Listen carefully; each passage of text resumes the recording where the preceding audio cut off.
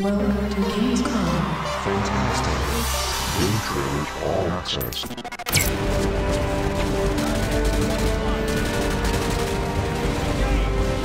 At Gamescom, what we're unveiling is a couple of modes in Spec Ops. What we're showing is a brand new mission mode called Invisible Threat, and that's where you and a buddy, one plays as a Juggernaut and the other one plays as a sniper on the roof, and the Juggernaut has to get down there in the streets and disarm some IEDs while you're up there telling them where to go, taking out some of the enemies, but you can also call in Predator drones. It's pretty darn cool. The other mode in Spec Ops is Survival Mode, so we're showing a brand new map in Paris, and you know, survival mode is wave after wave of different types of enemies, which includes the Juggernauts, includes you know, includes dogs with C4 strapped to them, helicopters, whatever it is. And survival mode has progressive ranking, upgrades, and a currency system, you know, all the stuff that you see in multiplayer.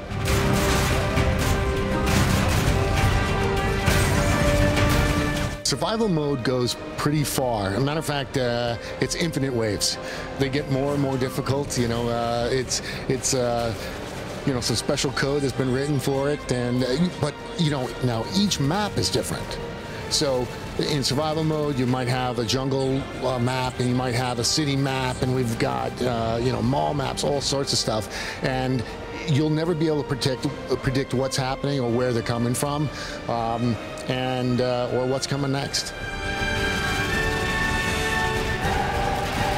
We wanted Spec Ops to be limited to 2 people. Like I said, it was a design choice that we just made over time, and for us, it was the right thing to do. We want to keep it, you know, smooth, crisp gameplay at 60 frames a second. We want the graphics to look great. You know, want the experience to be really cool, and it felt unique at 2 players. Dean, chemical agents have been detected in your area. As far as Soap goes, I can't really talk about him. We are picking up where Modern Warfare 2 left off, right there. So we're picking up, you know, different stories, and we're going to make sure that this story pays off on all the investment you put into the other 2 games.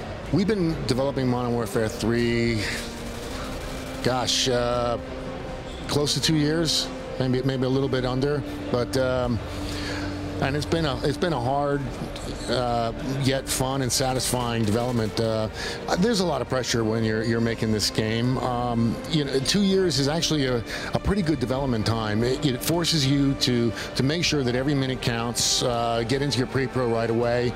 Now, I won't kid you that I get a lot more tweets and a lot more Facebook and a lot more emails than ever before. But this is a great community. I mean, they give you feedback to make your game better, and they give it daily, and they want you to do a good job, and that's all I want to do.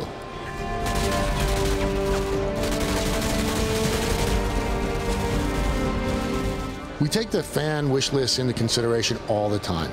Now, there's a lot of conflicting, you know, stuff, and that's what I don't think the fans understand, is that we'll get people who say, I want dedicated service, other people say, I don't. And we hear that on almost every feature. I love this gun, I hate this gun. But we listen to them all the time. We write it down. If we hear, we're forwarding these tweets to you know, our designers or whoever. This stuff is, it really made a difference on our weapon list this time. We have so many ideas, you know, that don't get into the game. You know, you're always trying to best yourself, and there's some things that are just too big for even the consoles that we have right now. You know, we always want to throw 1 more tank in there, or 10 more different types of enemies, and so there's a lot more that we can add. We have a long way to go.